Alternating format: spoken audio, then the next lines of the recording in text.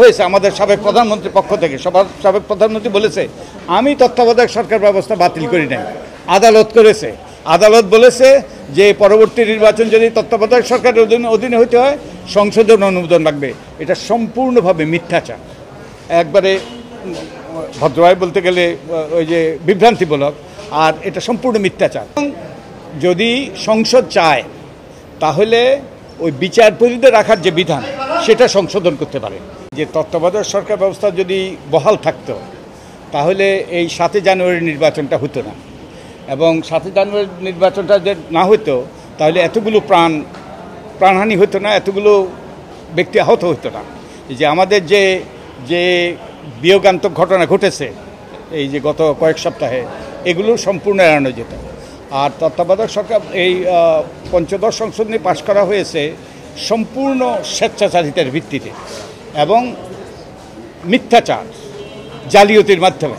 যেমন আমি একটা উদাহরণ দিই, বাই দি ওয়ে আমি এবার একটা ছোট্টি বই লিখেছি এবং এটা নির্বাচনের আগে প্রকাশ করেছিল প্রথমা, কিন্তু অত্যন্ত দুরুপক্ষে তত্ত্বাবধায়ক সরকার বাতিলের রাজনীতি, অপরাজনীতি ছিল, কিন্তু রাজনীতি। আপনারা এই বইটা দেখবেন, অনেক কিছু তথ্য ওখানে অন্তর্ভুক্ত আছে।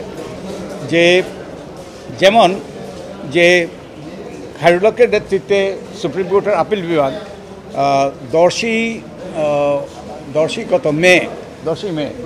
মে 2011 তারিখে 10ই মে 2011 তারিখে একটা শর্ট অর্ডার, 3-4 বাক্যের একটা শর্ট অর্ডার দিয়েছে।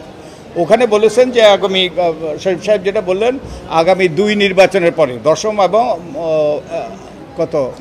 একাদশ এবং দ্বাদশ নির্বাচনের পরে তত্ত্বাবধায়ক সরকার ব্যবস্থা বাতিল হবে, প্রসপেক্টিভলি ডিক্লেয়ার্ড আনকনস্টিটিউশনাল।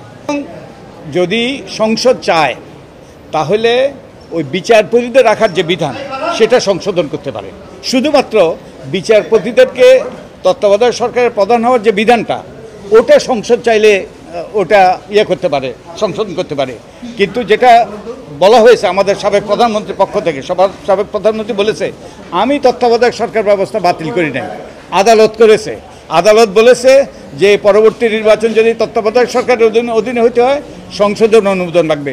এটা সম্পূর্ণভাবে মিথ্যাচার, একবারে ভদ্রভাবে বলতে গেলে ওই যে বিভ্রান্তিমূলক, আর এটা সম্পূর্ণ মিথ্যাচার। এবং শুধু তাই নয়, যে আপনারা জানেন যে বেগম সাজেদা চৌধুরী এবং এই যে সুরঞ্জিত সেনগুপ্তের নেতৃত্বে 15 সদস্যের একটা কমিটি হয়েছিল, সংসদীয় কমিটি, বিশেষ কমিটি। এই বিশেষ কমিটি সর্বসম্মতভাবে, আমার বইতে এগুলো সবগুলো লেখা আছে, একবারে কোট করা আছে, সর্বসম্মতভাবে তারা সুপারিশ করেছিল যে তত্ত্বাবধায়ক সরকার রেখেই যেন সংবিধান সংশোধন করা হয়। শুধু তাই নয়, আমাদের সাবেক প্রধানমন্ত্রী তিনি আওয়ামী লীগের একদল নেতাকে নিয়ে সেই কমিটির সামনে উপস্থিত হয়ে একই রকম তিনি সুপারিশ করেছিলেন 3 মাসের সময়সীমা বেঁধে দিয়ে তত্ত্বাবধায়ক সরকার রেখেই সংবিধান সংশোধন করা। তো রাতারাতি যেটা হলো যে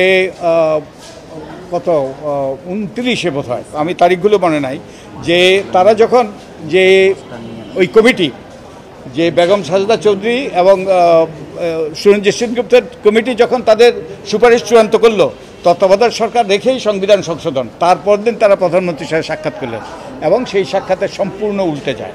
এবং এটাও ওই যে আরেকটা সাংবিধানিক বিধান আমি মনে করি যে সেপারেশন অফ পাওয়ার্স, সংসদে একটা বিশেষ কমিটি, সংসদ একটা বিশেষ কমিটির সুপারিশ, সেটা সংসদে যাওয়ার কথা প্রধানমন্ত্রী নাকচ করে দিয়েছিলেন।